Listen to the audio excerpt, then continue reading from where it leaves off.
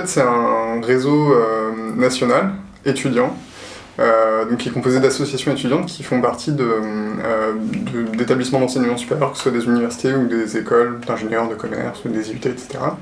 Et donc des associations qui ont la particularité de travailler sur le développement durable, que ce soit de façon généraliste, en menant plein de projets sur les différentes thématiques du développement durable, ou de façon spécialisée sur un thème comme l'alimentation, où on a même aussi des associations qui sont des associations sportives, mais qui prennent en compte le développement durable dans leur façon d'agir. Et donc ce réseau, il existe depuis une dizaine d'années, et ses objectifs, c'est de rassembler ces associations, de les former aussi, donc on crée tout un tas de guides et on propose aussi des formations en direct, directement aux associations, et aussi de leur donner une voix au niveau national, parce que quand on est une petite association étudiante, c'est difficile de parler au niveau national. Et en fait, le REFED a l'avantage aujourd'hui d'être très bien reconnu au niveau institutionnel français. On travaille avec les Crous, on travaille avec le ministère, on travaille avec différentes mairies, aussi parfois des régions. Et donc on a vraiment une bonne capacité à donner une voix à ce que souhaitent les associations et les étudiants engagés en France, sur tout un tas de thématiques.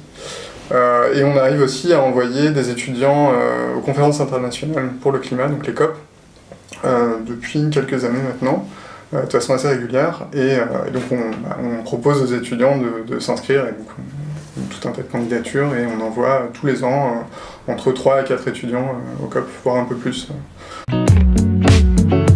Donc en fait, le REFED a deux objectifs qui définissent l'association. C'est d'avoir 100% des étudiants en France qui sont engagés et mobilisés pour le développement durable, et 100% des campus qui sont durables, c'est-à-dire des campus qui vraiment sont responsables dans leur façon d'enseigner et de fonctionner. Pour faire un petit historique, en fait, c'est Climate qui nous a contactés au tout début et qui nous a dit, en fait, il y a une fenêtre de tir en ce moment, le gouvernement veut faire une réforme de la Constitution, et on commence à entendre parler du fait qu'on veut faire rentrer le climat dans la Constitution. Et il y a plusieurs ONG autres que Climate ou le REFED qui déjà voyaient là-dedans un problème, en fait, un écueil. C'est que juste parler du climat dans la Constitution, c'est très faible. Enfin, nous, on a vu cette fenêtre de tir qui nous semblait pertinente, et on s'est dit effectivement, ce serait vraiment dommage qu'on fasse une réforme constitutionnelle et qu'on fasse que inscrire le climat, parce qu'aujourd'hui on ne peut plus se contenter de ça.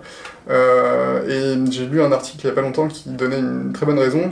En fait, le climat aujourd'hui, ça se résume aux émissions carbone, très souvent.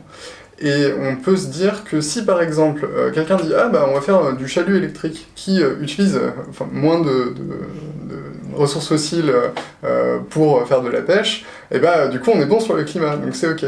Oui, sauf qu'en termes de biodiversité, c'est un massacre horrible, et donc ça passerait, entre guillemets, les mailles du filet si on mettait le climat dans la Constitution, et donc il faudrait faire plus que ça. Et donc, le projet s'est construit, c'est Climate qui a construit l'essentiel du projet avec une aide assez importante de Notre Affaire à tous, qui est une association de juristes, donc du coup ça aidait pour traiter de constitutionnalité.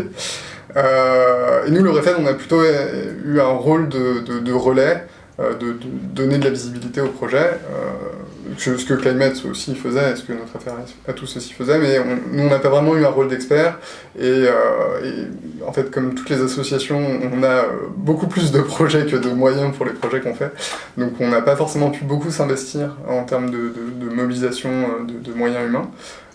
Mais voilà, on a fait du relais sur les réseaux sociaux, auprès de nos membres, dans notre réseau, et puis on a participé un peu à la réflexion disons générale sur le projet, quels partenaires on autorise à faire signer, quelle dimension on donne au projet de façon générale. Alors je pense que de façon directe sur nos actions, ça va pas forcément nous apporter grand-chose, parce que ce serait étonnant que notre association aille brandir la Constitution devant un président de l'université pour dire « regardez, dans la Constitution, il faut faire ça ». On a des moyens qui sont plus directs dans la loi.